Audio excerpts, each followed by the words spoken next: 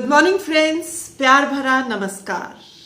ये है pages from जूजूज diary. आज मैं आपको एक दिल को छू देने वाली कहानी सुनाऊंगी।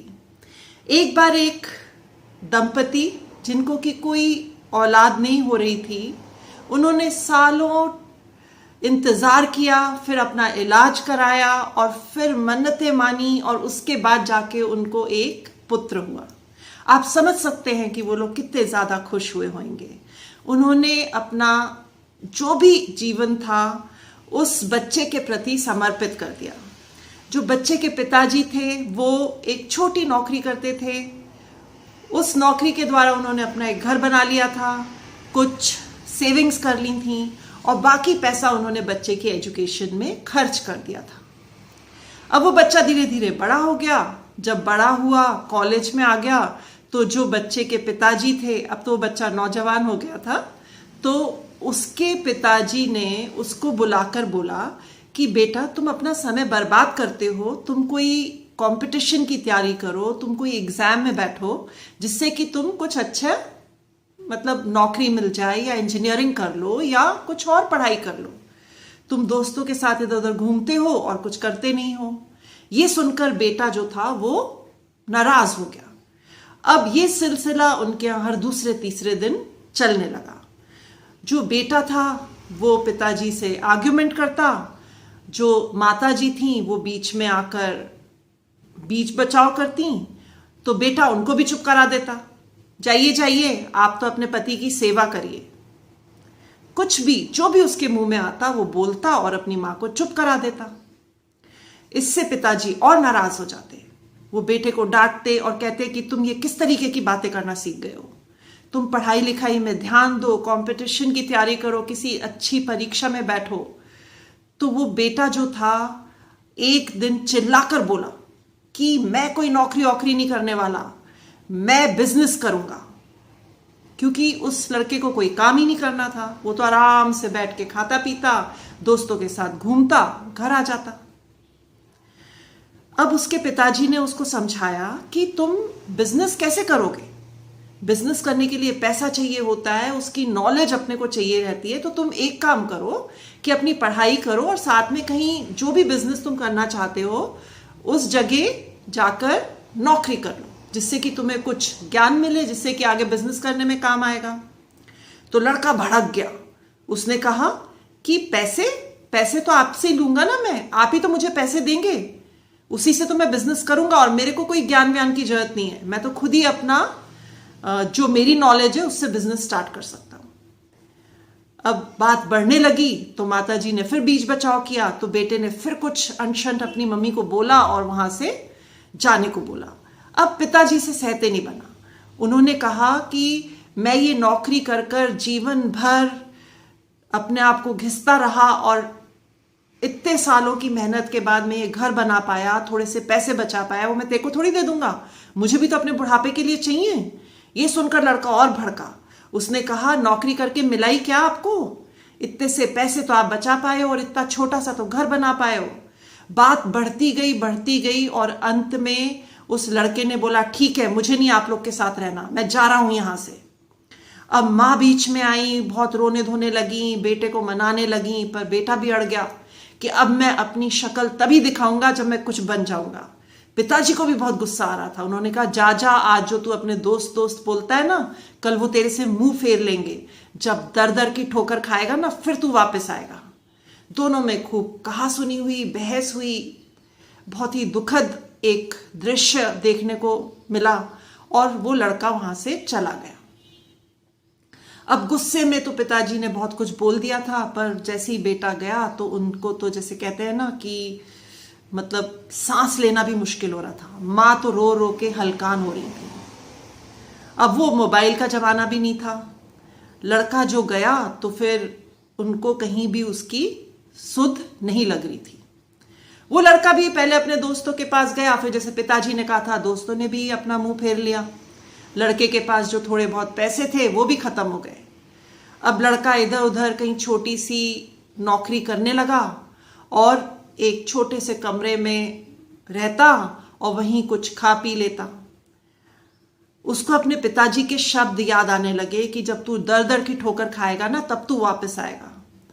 तब उसको समझ में आने लगा कि मेरे पिताजी बिल्कुल सही कह रहे थे कि मुझे कुछ अच्छी पढ़ाई कर लेनी चाहिए, मुझे कॉम्पिटिशन्स में बैठ जाना चाहिए, या फिर अगर मैं बिजनेस ही करना चाहता हूं तो पहले नौकरी करके उसका ज्ञान लूं, कुछ उसके बारे में जानूं।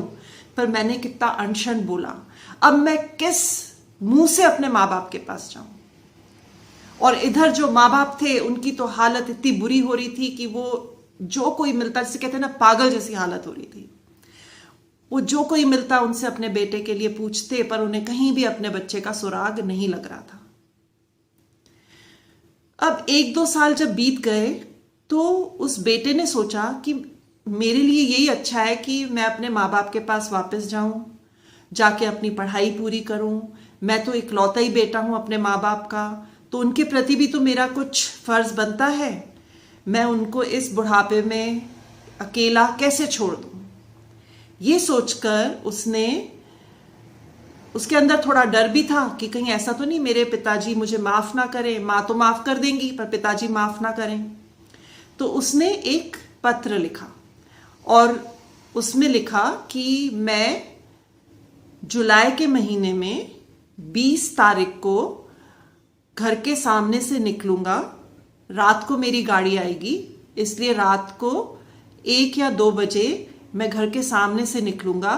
तो अगर आपने मुझे माफ कर दिया है, मैं दिल से माफी मांग रहा हूं, अगर आपने मुझे माफ कर दिया है तो आप बरामदे की बत्ती चालू छोड़ देना, मैं समझ जाऊंगा कि आपने मुझे माफ कर दिया है। अब ये पत्र माँ बाप को मिल गया। माँ बाप का तो खुशी का ठिकाना नहीं था कि उनका बेटा 2 साल के बाद वापस घर आ रहा है। 20 जुलाई आ गई। माँ बाप तो दिन भर उसके स्वागत के लिए, उसके आने की खुशी में तैयारियां करते रहे। माँ ने बहुत सारे व्यंजन बनाए, उसकी पसंद की चीजें बनाई। पिताजी भी उसकी पसंद के कपड़े वगैरह सब बाजार से लेके आ गए। रात हो गई। जब वो लड़का स्टेशन पे उतरा तो मूसलाधार बारिश हो रही थी और बिजली कड़क रही थी, तूफान आ रहा था, इतना ज्यादा वेदर खराब हो रहा था। तो लड़के को स्टेशन पर कोई भी टैक्सी या ऑटो कुछ नहीं मिला। बहुत मुश्किल से उसको एक ट्रक वाला दिखाई दिया जो कि उसके गांव की तरफ जा रहा था। तो उसने ट्रक वाले से निवेदन किया कि भैया मेरे को प्लीज मेरे गांव, जो कि आपके रास्ते में ही पड़ेगा, यहाँ से 25-30 किलोमीटर दूर है, आप मेरे को छोड़ दीजिएगा, उतार दीजिएगा, और मेन रोड पे ही, जो मेन सड़क है उस पे ही मेरा घर है। तो ट्रक वाला भी मान गया, उसको भी उस पे दया आई, तो उसने उसको अपने ट्रक में बिठा लिया। अब ट्रक चला जा रहा था और बिजली कड़क रही है, हो रहा है, मतलब तूफान आ रहा है, पानी बरसात मूसलाधार बरस रही है, हर जगह की लाइट चली गई थी, कहीं भी बिजली नहीं थी। तो ट्रक चला जा रहा था तो उस लड़के की आंख लग गई। तो ट्रक गांव से थोड़ा आगे जब पहुंचा, जिस गांव में ये लड़का रहता था, तो जब उससे थोड़ा आगे पहुंचा तो लड़के ने एकदम से बोला कि भैया गांव तो पीछे छूट गया। तो ट्रक वाले ने कहा अरे हाँ, मेरे को भी ध्यान नहीं रहा। तो उसने कहा भैया आप जब वो मेन रोड से निकल रहे थे तो वहां पे जो 8-10 घर बने हुए हैं उनमें से क्या किसी घर के बरामदे की लाइट जल रही थी? तो ट्रक वाले ने उसको जवाब दिया कि लाइट तो, बिजली तो बेटा गई हुई थी, बिजली तो कहीं भी नहीं थी, पर हाँ मुझे याद आ रहा है, एक बुजुर्ग दंपति, इतनी बारिश में बिजली कड़क रही है, तूफान आ रहा है, उसमें वो बाहर बारिश में एक लालटेन लिए गेट से इधर उधर देख रहे हैं। ये सुनकर लड़का रोने लगा और उसने ट्रक वाले भैया से कहा वो मेरे माता पिता हैं, वो पागल नहीं है, मैं 2 साल पहले उनसे लड़कर चला गया था, वो मेरा इंतजार कर रहे हैं। ट्रक वाला भी बहुत ज्यादा भावुक हो गया। तो ट्रक वाले ने कहा ठीक है, मैं तुम्हें वापस छोड़ देता हूं। तो ट्रक वाला उस लड़के को वापस उसके माँ बाप के पास ले गया। ये कहानी हमेशा मुझे बहुत इमोशनल कर देती है। इसलिए इमोशनल कर देती है कि आज मेरे पेरेंट्स इस दुनिया में नहीं है।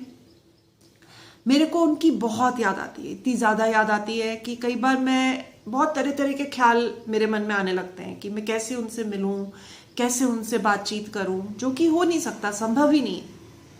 मेरा जो मायका था वो मेरे ससुराल जहाँ पे था उसी शहर में था, तो मैं रोज़ ही अपने मम्मी और डैडी से मिलती थी। ये मैं ईश्वर से बहुत ज़्यादा, मतलब क्या कहूँ, ईश्वर को मैं बहुत थैंक्स बोल सकती हूँ कि मुझे ये अवसर मिला कि मैं उनकी अंतिम सांस तक रोज़ उनको मिल पाई। कोई दिन ऐसा बीतता होगा कि जब मैं उनके पास नहीं जाती थी। मेरी मम्मी 6 महीने में एक स्वस्थ इंसान से बीमार पड़कर मतलब ख़त्म हो गई। जब वो बीमार हुई थी तो उनको बहुत हेडेक रहता था, उनका वजन तेजी से कम होने लग गया था, यानी वो बहुत क्षीण हो गई थी और ज़्यादातर सोती रहती थी। उनका शरीर भी बहुत दर्द होता था, वो बोलती भी थी तो कई बार ज़बान लड़खड़ा जाती और ऐसा लगता जैसे कि वो कोई नशे में है या कुछ ऐसा, मतलब जैसे पूरे प्रॉपर वर्ड्स नहीं उनके बोलती थी वो। तो जब भी मैं उनसे मिलने जाती तो वो लेटी हुई बिस्तर पे दिखती। आखिरी समय में मैंने उनको ज़्यादातर लेटे हुए देखा, अगर वो बैठती भी थी तो थोड़ी देर बैठती थी। तो जब भी मैं वहाँ जाती, क्योंकि मुझे जिंजर बिस्किट्स बहुत अच्छे लगते थे, तो मम्मी को ये पता चल जाता कि आई है, तो मम्मी हमारे यहाँ पे जो लड़का काम करता था उसको आवाज़ लगाती, बेटा जा दीदी के लिए जिंजर बिस्किट्स लेके आ। बेटा, मतलब वो उसको सुनाई नहीं देता तो फिर आवाज़ लगाती, जा दीदी के लिए जिंजर बिस्किट्स लेके आ। वो आवाज़ मेरे कानों में गूंजती है। आज मैं कितने भी पैकेट जिंजर बिस्किट्स खा लूँ या कुछ भी चीज़ें जो मुझे पसंद है खा लूँ, पर वो जिंजर बिस्किट्स जिनमें इतना अपनापन था वो नहीं मिल सकते।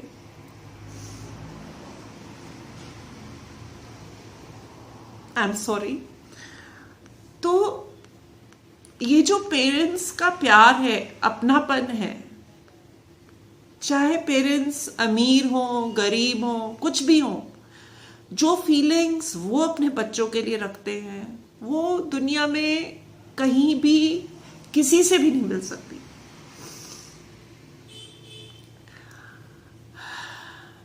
मेरे को बस इस चीज़ की खुशी है कि मैं पूरे समय अपने डैडी मम्मी के पास रह पाई, जितने साल वो रहे। वो जल्दी चले गए, मेरी मम्मी तो खैर बहुत जल्दी चली गई, मेरी शादी के 2 साल के अंदर ही वो चली गई थी, पर उनके साथ मैं रह पाई इसकी मुझे बहुत खुशी है।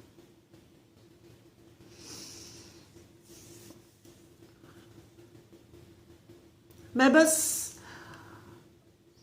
सब बच्चों से, जो भी ये वीडियो देख रहे हैं, बस यही बोलूँगी कि आपके अगर पेरेंट्स हैं तो आप बहुत लकी हैं, बहुत ज़्यादा लकी हैं।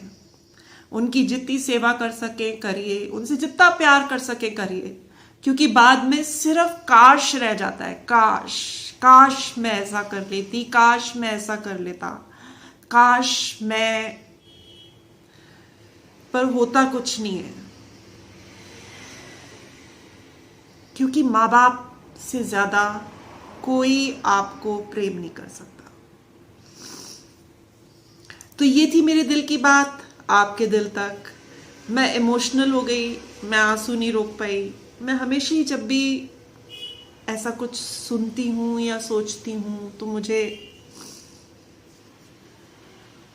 कंट्रोल नहीं होता। बस मैं ईश्वर से यही प्रार्थना करती हूँ कि मुझे हर जन्म में मेरे डैडी मम्मी मिलें और जहाँ पर भी उनकी आत्मा है वो शांति से रहें। उन्होंने बहुत प्यार किया है हमसे, हमारी बहुत ज़्यादा केयर करी है। आप लोग भी सब अपने मम्मी डैडी से बहुत प्रेम रखिए, जितना कर सकते हैं करिए। तो ये थे पेजेस फ्रॉम जूजूज डायरी। फिर मिलेंगे एक नए पेज में, तब तक खुश रहिए। मेरे वीडियोस को लाइक करिए, चैनल को सब्सक्राइब करिए, शेयर करिए और अच्छे अच्छे कमेंट्स करिए।